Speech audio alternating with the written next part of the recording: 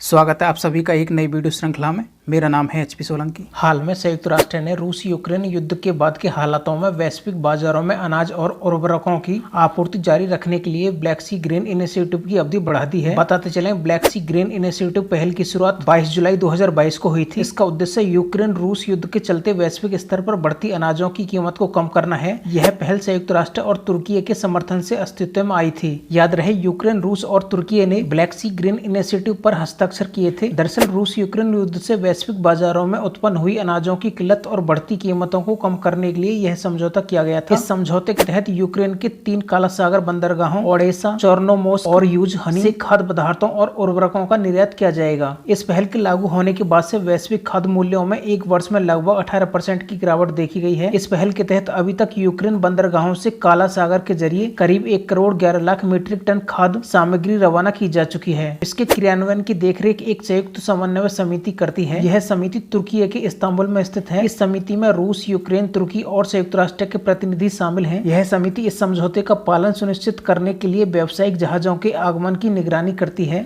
अगर इस पहल के महत्व की बात करें तो यूक्रेन विश्व स्तर पर गेहूं, मक्का, रेपसीड, सूरजमुखी के बीज और सूरजमुखी के तेल के सबसे बड़े निर्यातकों में से एक है, जो प्रतिवर्ष वैश्विक बाजार में लगभग 45 मिलियन टन अनाज की आपूर्ति करता है। रूस के आक्रमण के बाद यूक्रेन के बंदरगाहों से आगमन के लिए सुरक्षित मार्ग नहीं होने से यह आपूर्ति बंद हो गई थी। काला सागर यूक्रेन को उत्तरी अफ्रीका के बंदरगाहों सहित रूस एवं यूरोप के साथ संपर्क बनाए रखने में सक्षम बनाता है। अगर काला सागर का संक्षिप्त परिचय देखें तो सीमावर्ती देश यूक्रेन, रूस, जॉर्जिया, तुर्की, बुल्गारिया और रोमानिया है। इसे यूक्रेन सागर के नाम से भी जाना जाता है। यह दक्षिण पूर्व और उत्तर में क्रमशः पोंटिंग, काकेशस और क्रीमियन पहाड़ों से घिरा हुआ है। तुर्की जलडमरू, मध्य पेंडाली, डार्डानेल्स, बोस्फोरस और मरमरा सागर, भूमध्य सागर तथा काला सागर के बीच एक ट्रांजैक्शन जोन के रूप में कार्य करती है। अजोब सागर काला सागर का एक उत्तरी विस्तार बनाता है, जो कर्च जलडमरू मध्य से जुड़ा हुआ है। एनॉक्सिस जल काला सागर के जल में ऑक्सीजन की भारी कमी है। आपको हमारी ये वीडियो श्रृंखला कैसी लगी? आप लाइक या डिसलाइक का चुनाव कर सकते हैं।